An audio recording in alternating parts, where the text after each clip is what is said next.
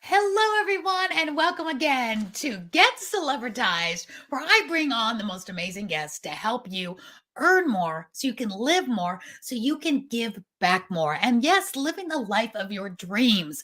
So today I have a special guest, Ramon Ray. He is actually, believe it or not, listen up, the unapologetically positive motivational speaker and event host, founder of Zone of Genius, Smart Hustle, and a key contributor of the most amazing clubhouse room ever created called Breakfast with Champions. And I'm going to bring him on right now because we're going to talk about how you can stay positive, be positive, live an amazing, happy, joyful life, and what it means to do that. And how you can bounce back if life doesn't always give you lemonade. You got to make some lemonade out of some lemons. So without any further ado, let me bring on the phenomenal, the excellent, my dear friend, Ramon Ray. Come on down. Hey, Aurea, thanks for having me. How are you today? What's going on in your world? Hey, I'm doing great. I'm doing great. I am Excellent. here sitting with you. Such an honor and privilege, Ramon, for being here. You are busy. You are doing things, and you're my kind of guy because you just are, being unapologetically positive.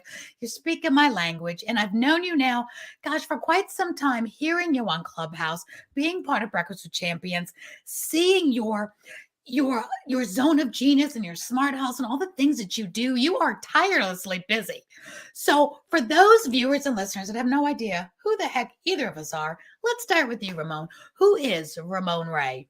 Sure, Ray. And again, thanks for having me on your show, Ray. And those listening, make sure you follow Aurea and promote what she's doing and all the work that she does. So, Aurea, thank you. And, I think the world of you, especially in recent days. I've called you a beast. And, I say that affectionately. So my heart's with you. So thank you, Aurea. But in a nutshell, Aurea, for the last few years, I've done two broad things. I'm a professional keynote speaker. So brands pay me it's really entertainment. I'm not a workshop person or seminar. Some days I wish I was, but I don't go too deep. But I'm the person they call to really open an event, keynote event, and usually that niche are large tech brands primarily with a small business audience. So I'm sure I could host a doggy daycare show or host a, lipstick summit or something, but usually it's high tech brands with tech software for business owners, Zoho, Microsoft, companies like that. I host many of their large events in Las Vegas and other places. So that's one thing I do. And then the different media properties I have, it's kind of a mix of things, but from starting a event business called Small Business Summit, which I sold, to starting smallbiztechnology.com, which I sold. You're getting a theme here, small business, starting smarthustle.com, which I sold. And now running. Which a lot of people want to know how you did that, but we can get to that later. That too, yeah. Because scale to sell is a whole nother topic. Yes. Correct. But media companies is the second part, building media brands, building, podcasts and articles and events and a media company, and then working a way to monetize that through sponsorship and things of that nature. So that's who I am, keynote speaker and publisher of a variety of sites and publications. I have to ask you a question then, because I know you through Clubhouse and through Breakfast with Champions, and you do, and let me put this up here, the Breakfast with Champions Daily is such a great newsletter that you're curating and helping, and you take all of the daily Breakfast with Champions speakers, which is whether there are 90 of us on there, daily from 5 a.m. Eastern to 12:53 Eastern time, every day of the week, giving great content, and you synthesize that all the way down into this Breakfast with Champions daily newsletter.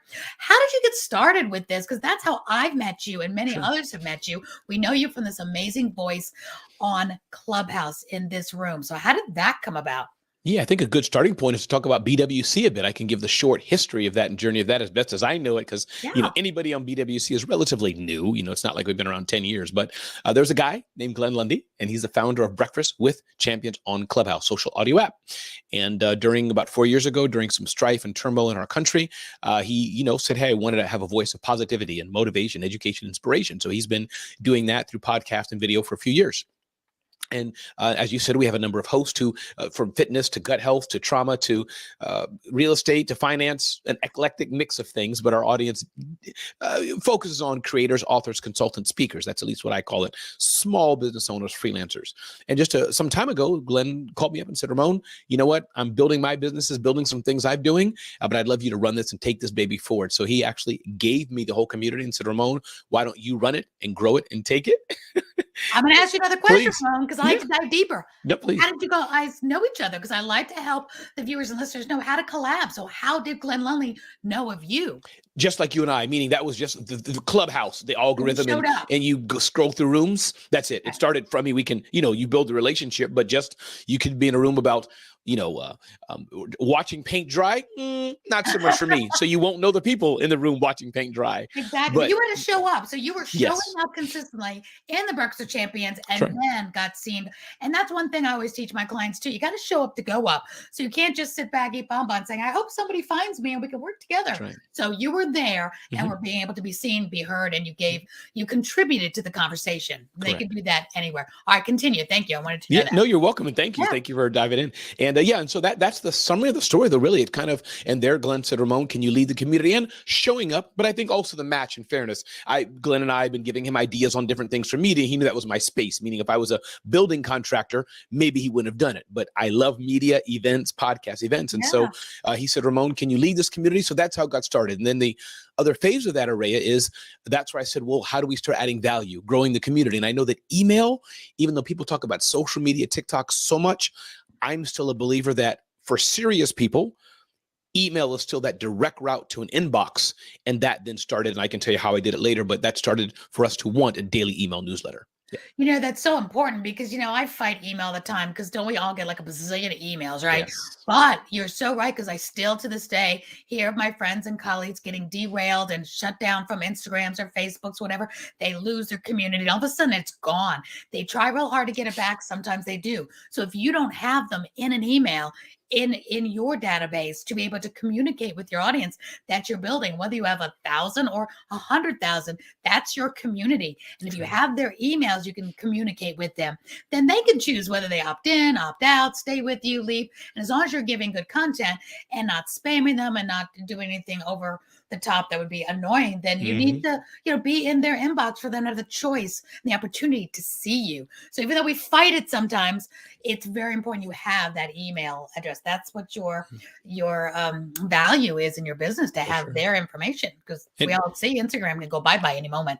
You're right. In fact, I had one thing to that, Aurea. And so to your point, email, and I think going back, everybody can't do it. And not that we have to be everywhere, but we do want to have some sort of a 360 approach. You have the email newsletter. You don't have to be all social media, Pinterest and YouTube and everything, but pick the 1 or 2 platforms that you can handle and grow from there. Do you have a book out? Are you getting media, which I know is your thing? So I think for the small business owner that's maybe a coach, a consultant, a speaker, an author, email, I'm a firm believer in get that dialed in, and then after or equal, then start to build your channels other places. So then like people say to me, and I'm guessing they may say it about you, Aurea, people say, Ramon, you're everywhere. I'm not everywhere. I know I'm not everywhere, but the illusion is there for those who like Ramon. It really isn't a great illusion too, because they're like, you're everywhere. It's like, seems like it, although I'm not on it all the time, every day, it's not all consuming. So a good question to ask you, Ramon, in this, because I know my listeners and my viewers on the show like to know tips on how to be successful. It does seem like we're everywhere, and we are everywhere in certain ways. What is your best advice to help the entrepreneur not be a solopreneur? So who helps you? Because Ramon, you get so much done. It does seem like you are synthesizing all this information for Breakfast of Champions. You are doing your own business. You're an event MC. You're going to Vegas. You're doing all the things. So are you a one-man show, or do you have people in your business that work for you? And how does that work? How do you attain them? Because finding good help is another problem that I find entrepreneurs have that keep them a solopreneur and not a CEO. Aurea, I wish I could give you a big hug because you've asked me one of my most favorite questions to be asked in the world. Yay. So I'm going to bullet point this rapid fire as I tend to speak in that way, but feel free to deep dive into any one of these. But I have a habit of and forget to wait, Ramon. Everybody can't it. So repeat. But here's a few things. And I think you're asking about delegation and scaling. Yes. So one, Seth Godin talks about, actually in his book right behind me, I think is This Is Marketing, Seth Godin's book. He talks about maybe here or somewhere else, but the aspect between freelancer and small business owner. So that's just one bullet point that people can note. Are you a freelancer? I'm making a painting. I'm making one at a time and selling it as it were, or small business owner. That's one. Two, I think the systems and that layer over the processes we must have. Doesn't have to be $1 billion company, but even what we're doing here, right? When this is done, So-and-so will take it and do X, put some lower thirds, maybe or not put music and upload. That could be a small system that Aurea and 2 other people have. That's number 2. Number 3, yes. So taking about BWC Daily, which we just talked about, I'll give an example.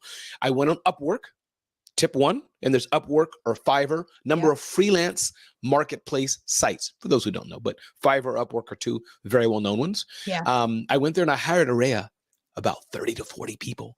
I hired a lot of people because I knew most, yes, with my own money, because I knew most wouldn't work out in this particular case. Right. Hired a lot of people. I said, I'll pay you all. Some didn't reply, some did, some fell off, but meaning I gave everybody a chance, and I whittled that down then to 10 people. So that third tip is, yes, you can hire freelancers, and some people use the word virtual assistant. I prefer the word freelancer because virtual assistant is such a big word, but no, I have a social media manager. We have an assistant editor at BWC Daily. We have an editorial team, all freelance writers. So that's a third level. Number 4, fourth tip, Aurea, and I'll just do 2 more, so then I'll pause here a bit, but is learn to say no. So there's a lot of opportunity that comes my way, but I may say no or yes. So learn to prioritize and say no. My inbox, email inbox, pick your channel, but I'm pretty laser dialed in. I have a 0 inbox policy. I filter very well. So I'll pause there, but talking about scaling and how to do a lot of things, delegation, building a team, systems and processes, our mutual friend, Jay Baldwin has talked about, and know what you want to do. Do you want to scale and grow? Or do you want to be a one-person business that does it all? And Aurea, last point, technology can help a lot with that. Getting your Calendly dialed in, marketing automation. So Ramon and Aurea can do some big things leveraging the power of technology. Really good tips on that, because I'm a firm believer that there is no one woman or one man show, that there's nobody that's making 6 figures and above that does it all themselves. We just can't.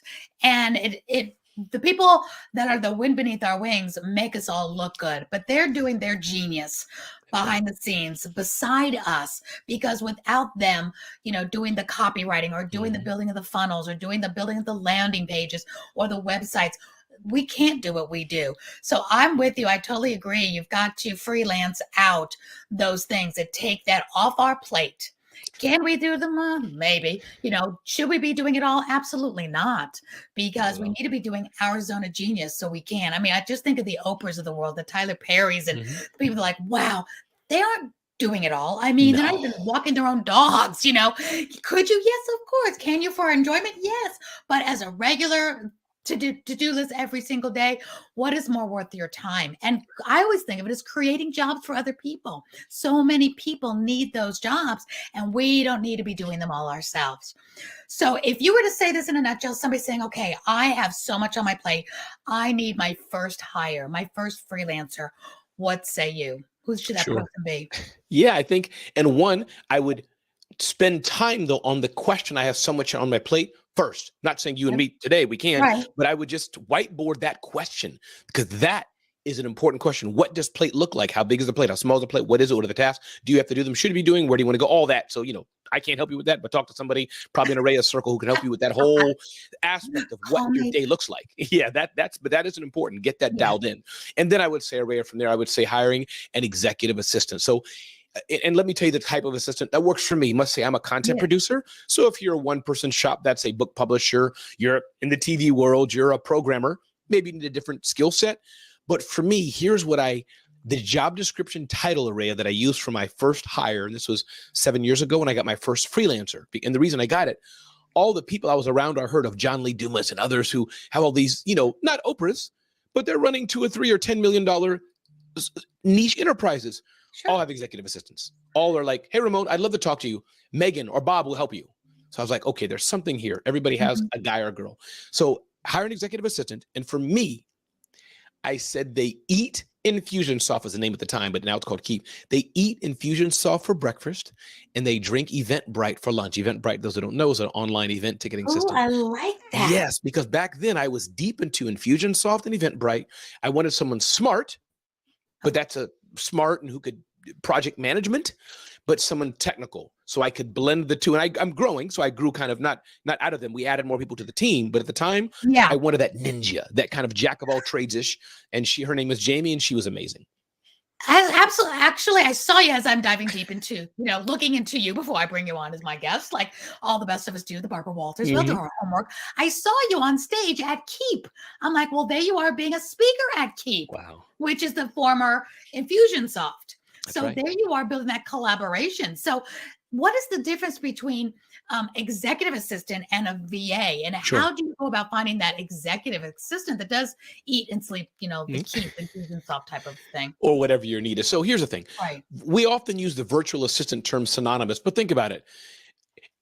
Today, after COVID, everybody's virtual assistant, not assistant, but everybody's virtual. So that was an old school word. That means, and I say this honorably, somebody's often in the Philippines. I think because their English is Out of very the well. country? Yeah, Right. absolutely. And so but I think modern day, we need to change it. That's why I say you just want a team member.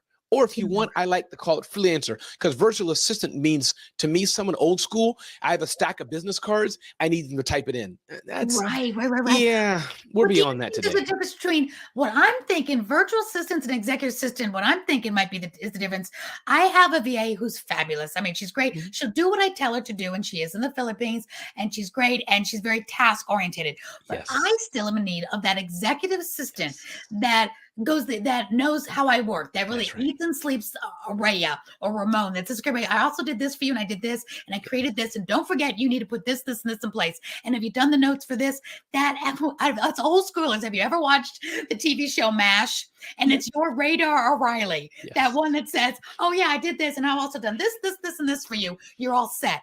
Because I find that with my VA that she'll create what I need, and then I have to go in and I have to Yes. create the content, do the copy, and make sure it's there. But I want somebody that does that part for me. What say you on Yes. that?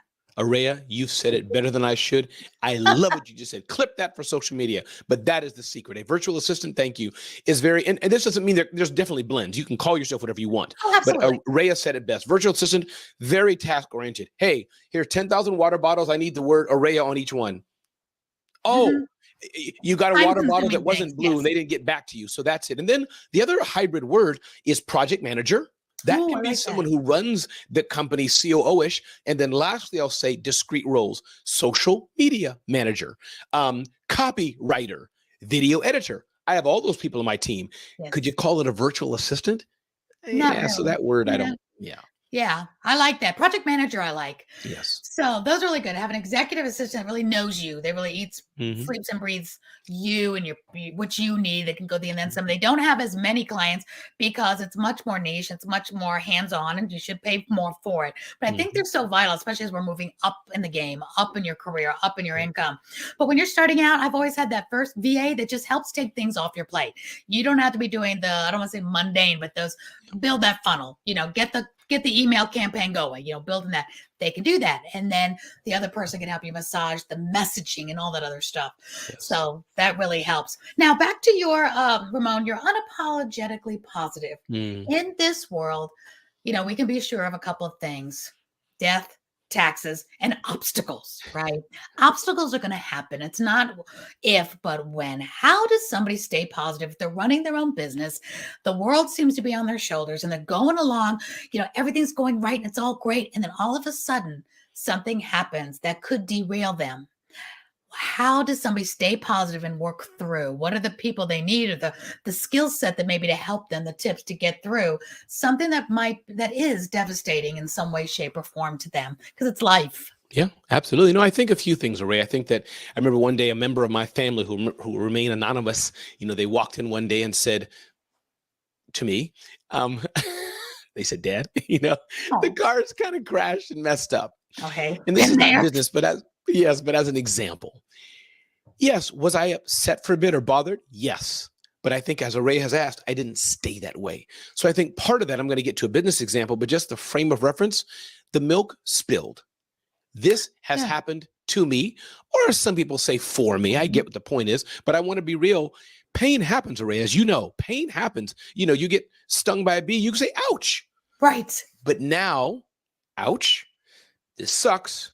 Now, how do I work through it and get over it over time and move forward and not let it keep me in chains and bind me? So that's one. It's a framework. It's a mindset. I think number two, Array, as you and I know, because you and I are like-hearted, I know this already because the groups we're in, are when you wake up, are you thankful? Are you spending time? Are you having devotions? Are you having your body healthy?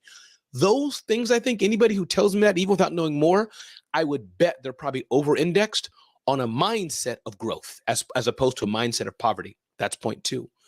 And then I think the third thing I think that happens is, for those of us, Araya, if I can, as I get to know you, who may have that already, we thank God that we're able to plow through. If you're listening today and you're around toxic people, your mama says you're fat. Even saying that, Araya, stings me. I don't even like to say it, but I want to do the point. You have a dad who's been cursing you out your whole life. Your friends and family who are like, Araya, why are you doing this company? It's going to fail, Araya. Just give it up. Go be a virtual assistant, Araya. Do something. Go get a job, real job. Yes. Just over broke. And when you have people like that, understand the reality of the situation, but the point is, be around people who can not kiss your butt, but uplift you. So those are a few things I would say, Araya. Yeah. Balcony friends. Absolutely. You become like the people you hang around with most. Yes. And sometimes, your family isn't the ones that you need to always be hanging around with. And you have to have them in your life, of course, but we don't have to spend all the time with those that are trying to pull us down, because many people haven't, some people don't. But if that is your challenge. And I like what you said, Ramon, that we have to we feel the ouch of that bee sting. That was great. Feel the ouch, but then put the ointment on it and start healing and do what you need to do to take care of the ouch, but moving forward. And some obstacles take a little bit longer. Some take more wear and tear. Like if you had a really bad, severe, gash or something with hospitalization, takes a little bit longer, but the mentality stays there that, okay, I'm going to bounce back from this. Might take a little longer, but meanwhile, what else can I do today to stay positive and to work on something? And it matters to, be able to keep on going through. Was there anything? Can I have one more thing on that, Rhea? I said it already, but to underline it. And Araya and I think, are not saying, oh, you broke your arm. Get over it. Suck it up, buttercup. No. It sounds like it, but I want to be clear. We're just saying, after you mourn, you kiss your boo-boo, you sit in the closet and cry. Have I been? After you go through, get up and keep moving. So absolutely. And find the people around it that will help you, because, many people know my story. I mean, my dad was murdered by the mafia when I was 15. That's not something just say, oh, well, you go through it, you grieve, you bounce back, you do what you got to do. And that's a lifetime of, processing, or at least several years. And then, I escaped domestic violence. That was hard to go through. And just when I thought that was hard to go, and meanwhile, I was an entrepreneur at the same time. And then meanwhile, after that, my best friend in the whole world, my mother, died. She was given, 3 weeks to live, and she died 5 months later out of the blue at 59. And when that happened, Ramon, I have to tell you, it was 2 years before I even came up for a breath. It was so heartbreaking. It was like literally a knife in my heart that I could feel every day. And when you're going through a heartbreak like that, a loss of a parent, a loss of a child, something that's devastating, that's when you really need to take whatever time, get the help, get the support. Absolutely. And everybody will come back at a different time. I gave up everything for 2 years. I mean, I really just lost it, and it's okay. I eventually came back because I surrounded myself with people that loved me, care about me, and could lift me up as I, in my right timing. And it's just amazing how I just keep saying, don't go through this life alone, because you'll have little boo-boos that bounce back easy. And then you'll have those big boo-boos that's going to take a village. And it's okay. And don't put yourself on a time frame. Like, this should only take me 2 years, or this should only take me 2 weeks. We're all uniquely who we are, right? That's right. You're looking at somebody else and thinking, okay, their house burned, their car crashed. They had a drought, a famine, and 10 million locusts. They got through it in a day. It should take me half a day. No. Right, exactly. And never feel guilty however long it takes you. But get the team. Don't go through it alone. That's my biggest tip. Have those that amen corner, those balcony friends that'll help you through it. Because life happens. And when you take time and the time's right to help others, because I love that I've gone through what I've gone through, cancer, everything. I had my own cancer. I love to make it worth it. Now I reach back and help other people through it. Domestic violence or cancer, or like you're saying, the burning of the house, whatever you've been through, if you can help others go through it. Now, once you're at the other side to the light, helping others through it now gives that purpose of, at least that was one reason why I know I had to go through it. Probably many other reasons too, but helping others. So how can I say to you, Ramon, I understand how you feel if I haven't been through it myself? That's right. Makes That's sense. right. And that's just part of life. And if you're an entrepreneur, life is happening to you. We don't have the luxury of going to work 9 to 5, coming home, clocking out. We all know that fun joke that we leave our 9 to 5 to work 24/7. You know? So true. Yeah, we have to have that skill set to be able to do it Yes. around our life and be able to put what's important to us. And I know in our life, it's our faith, our family, and our career in that order. That's right. And we have to, balance it all. All right, Ramon. Well, with that, what is your biggest success? Tell us what some of the things you're the most proud of that you've achieved, because you've got the skills, you're surrounded with some great people. What's some of your biggest milestones? Sure. I think I've had a few, and they're not all meaning, could say one of my milestones was, holding my daughter's hand and walking across the street. Metaphorically, didn't happen, but meaning versus I sold $1 billion company. Two different things. One has easy monetary value. So I'll say one or two things. And, Yeah, please. but I think one, I'm very happy that I was able to sell 3 companies. One may not have been sold for that amount of money or whatever it was, but the other 2, as I've grown and learned, I'm pretty proud of that. Answering your question, I'll put it that way, that I was able to sell companies that I built something that somebody saw a multiple X value for. That makes me happy. I think that's one thing. Very happy of just overall, and this is not one example, but my persistence, Aurea. Things like I remember, and I'll say both. I was a side note, Aurea. I was at an event, and I said, I interviewed President Obama. I said that word. I could hear half the audience cheering, half the audience jeering. So I said, okay, what do I do about this? So then there was Ivanka Trump at an event, and I was able to get a selfie with her. So now when I'm publicly speaking, hey, everybody, I got a selfie with Ivanka, and I interviewed the president. That's jokingly, but everybody's happy. But point being, I interviewed President Obama. I'm pretty proud of that. That's another distinction. That's amazing. But what how did you get? Let's dive in a little bit. How did you get that? What is that for? People gonna be like, wait a minute, on what and how? And that's a good one. People don't know it, but presidents are lonely, and sometimes they randomly call people and just say, "Hey, I'm lonely." No, it didn't happen like that. I was going, they just called Ramon. Okay, hey Ramon, I'm only. Nobody wants to interview. It's got nothing to do. It said White House, and we were FaceTiming each other like no. But bottom line, while he was president or post? Yes, while he was president, but at the beginning of his presidency.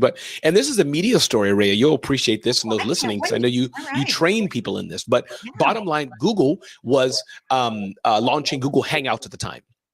The video service that Google has. And so they had a contest to interview the president.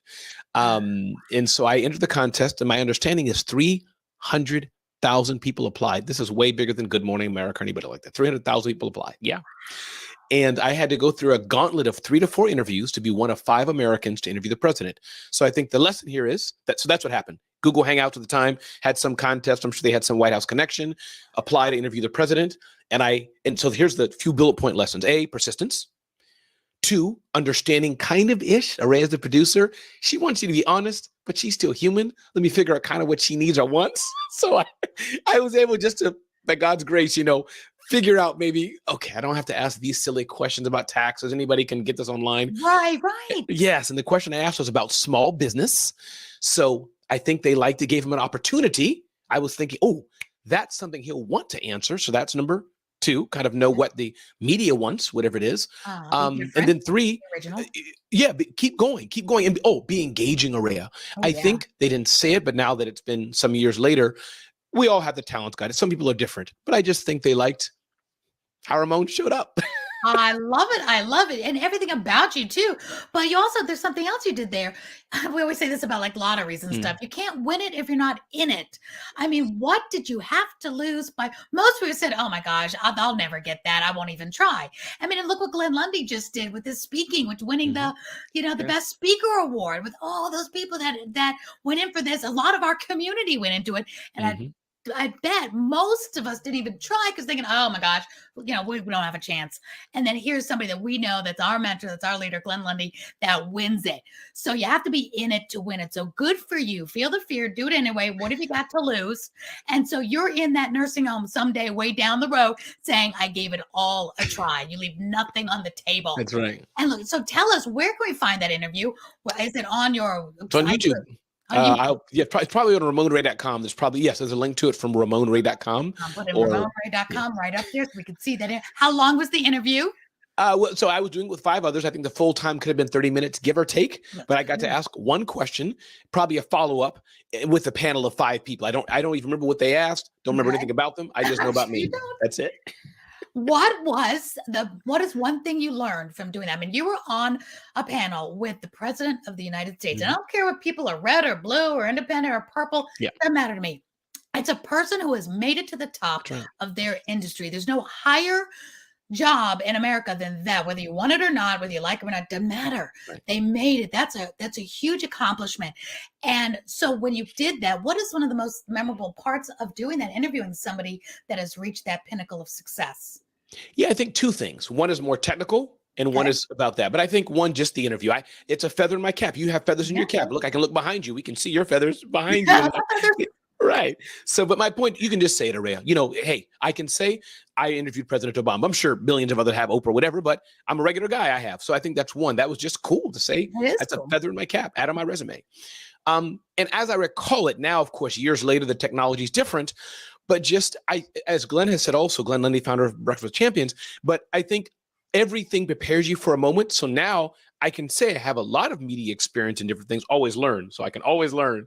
But my point being is that, the background, I remember being on a chair, I had to pull equipment around, books, because this is Google, this is the president. So framing and things like this. So it was just cool. I don't think they had anybody come to my house, but they were willing to fly somebody there to make sure I had the right broadband and all that. You should have So said, yes, come on down.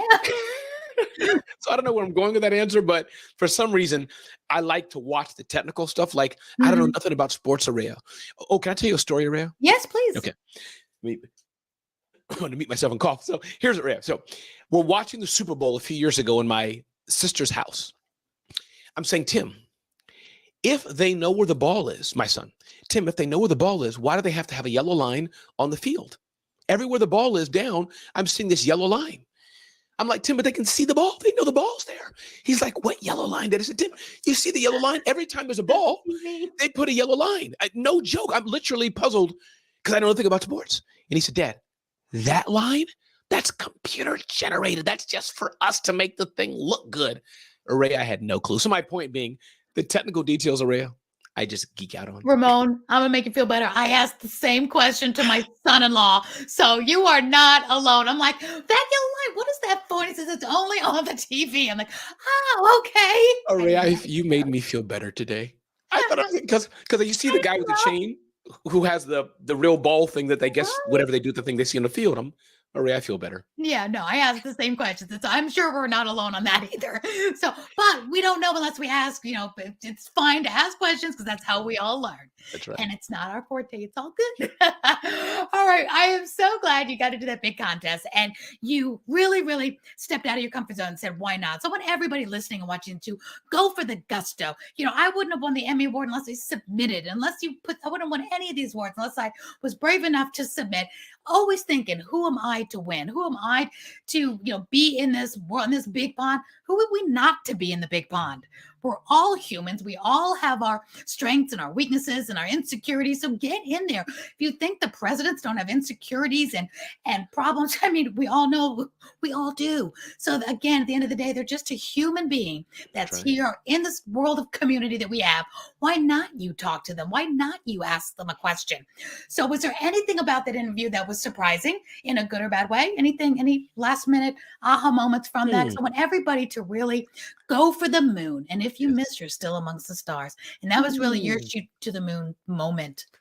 That was so awesome. I love how you said that, Aurea. Wow. I want to go back to the tape and hear that again in my head. But so no, there was nothing surprising that I can think of.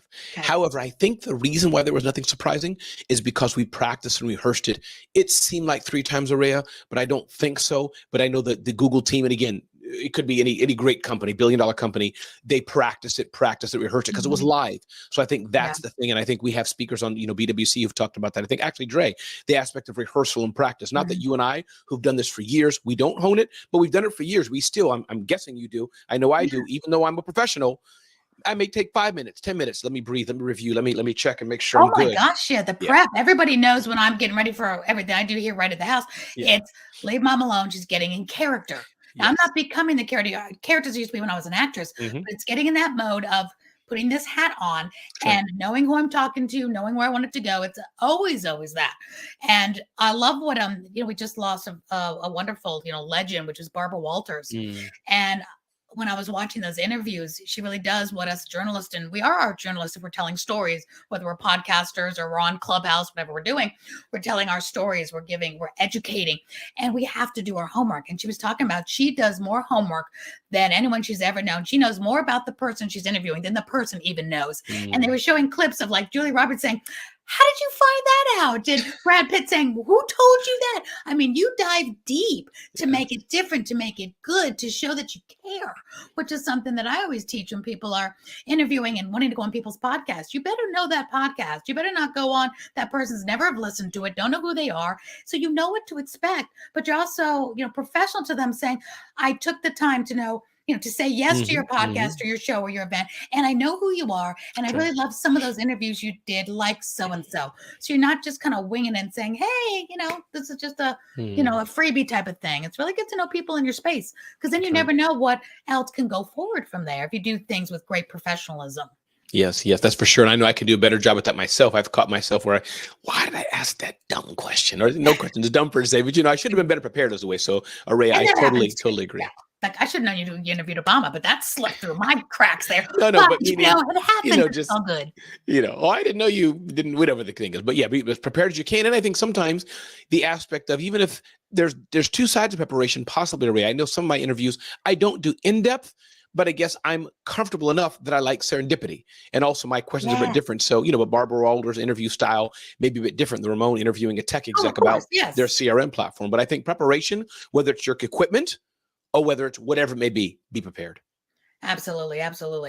So, Ramon, as we round up and close up this fabulous interview with you, what is Ramon's wildest dream? Because I love helping people believe in their wildest dreams and help them, verbalize it, because it can't come true if you don't start talking about it first. So what's your wildest dream? Aurea, I don't know if you can handle it, Aurea. I don't know if you can handle it.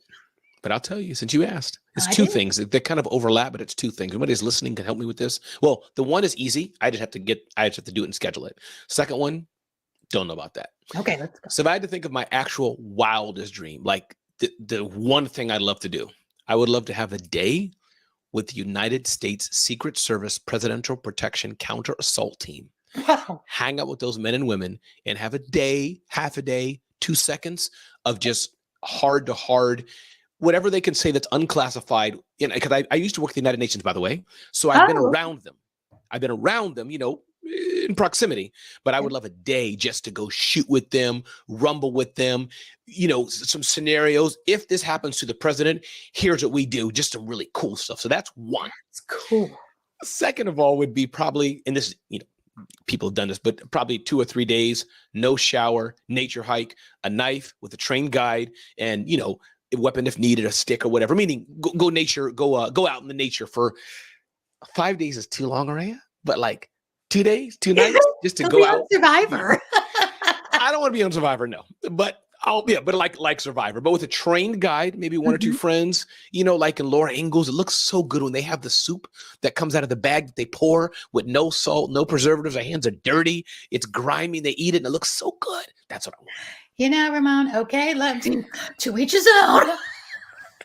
Yeah, you don't want that, Aurea. You don't want to just be outdoors. I want to feed a grizzly bear a cupcake like Betty White did. Yeah. I want to hug grizzly bears and swim with whales and all that. See, we all have our own wildest dreams. Yes. You know what, though? Yours is so tangible, because as you start speaking about it, it will happen. You'll end up talking to somebody who says, I know a guy who works here. And because of your background too, Ramon, it's not unfathomable because you probably have the security clearance that could make that happen. You have some expertise by working for the United Nations that makes that a wildest dream, but within reach. So absolutely. And wanting to go into nature and do that is absolutely doable. Yeah. It's putting it on your bucket list and then putting a date on it, making it a plan of action, not just a dream. So it can go from being a dream and a wish to being a goal when you decide, okay, I'm going to make this happen. Here's when I want it to happen by. And now I'm going to start asking my connections, who do you know? Because now it starts becoming an action. So better than anybody, you're going to make both of those happen. And same when I think about my Emmy Award, it's like I didn't just was born one day, say, hey, I think I like to win the top award in the industry. I was born and raised in the industry of acting. It was part of my wheelhouse. So it was just, even though I didn't win it until I was 48 and didn't have a vocal cord nerve, and it was for my own show, it wasn't for being an actress Sure. doing a role. It all came about because it was in my wheelhouse, and I just kept going. And so my wildest dream was actually, not so wild because it was part of my life. And I want everybody to open up their own mind. What is in your wheelhouse that you might think, oh, that would never happen, but it could happen because it's part of your fiber, part of who you're meant to be. Why not go for the Pulitzer Prize if that's in your wheelhouse? Why not go for those big things that it's not too late to go for? Right. So I'm now going to be that little voice in your ear saying, so Ramon, when's that scheduled? Ramon, how you doing on that goal? Because I want to be your biggest cheerleader to say, it can happen. It absolutely can. And I believe it can. All right. Well, on a smaller scale, what's your goal as we close up for 2023? What is in store for Ramon, and what are you doing for others that we can tap into? I'm going to put up this one more time, this bwcdaily.com. I know you're part of this wonderful newsletter. You got to go to Breakfast with Champions on Clubhouse. We're all there. They can tap into all of us and the Glenn Lundys and some amazing mentors and strategists and people that scale like you do. You build business, you scale them, you sell them, all the things. It's such a great community. Gosh, almost 200,000 strong now. It's right. Absolutely. And it's global. It's worldwide. So for Ramon, for you, what would be the best outcome for 2023 now moving forward? Actually, Ray, you took the words right out of my mouth in a way. My goal is not about Ramon Moore Consulting, other business I've done, but I am all in on BWC Breakfast with Champions, Araya. So as leading that business, as now owning it, in fact, is that my goal is to uplift our hosts, which you are one of as well, and our host and build our whole media company. That is my singular goal. I've already started it. BWC Daily is a start, but there's so much more we can do to be the BuzzFeed, Cheddar, think, a business insider of personal development. That's what I want to do. That's it. That's it. That's a huge goal. And you're already well on your way with the community of Breakfast with Champions. If y'all are listening or watching this show, whichever way you're absorbing the show, is go to Clubhouse, go to Breakfast with Champions. It is daily, every day, starting at 5 a.m. Eastern time, all the way to 12:53 p.m. Eastern time, with a slew of professional strategists, big people. We're talking, the Marcus Blacks, who are some of the big dogs? Marcus Black, Brent, Brian Benstock, Justin Conoco, Aurea McGarry, so many others. Glenn Lundy, Ramon Ray, people that have really done some things, and we share for free our knowledge and our expertise every single day. So come on into the community. It's absolutely wonderful. You never know who you're going to meet, who you're going to hear from, who you're going to collab with. And we always say, take it to the next level. DM them on Instagram. Really reach out to them educatedly wise, as far as I loved your segment, love what you said. And most of us will have a link at the top that say, here's your next step. Here's a free consultation. Here's a free masterclass, because we want to give back, leading them into our community. Ramon, you're absolutely amazing. Aurea, thanks for having me. Loved having you on the show. This is going to be such a great segment. I hope everybody taps into you. You got bwcdaily.com, but let me put up your website one more time where they can see all of your positivity and all of your zone of genius on ramonray.com. Tap into them. You will not be sorry. You will smile bigger, laugh harder, and be more positive today for knowing my friend Ramon Ray. Thank you so much for being here, Ramon. Thank you, Aurea. Have a great day. See you next time on Get Celebritized, where you get inspired to earn more so you can live more, laugh and be more positive, and give back more, because there's people out there that need you to be successful so you can help them as well. So bye for now. This is Aurea. See you next time on Get Celebritized.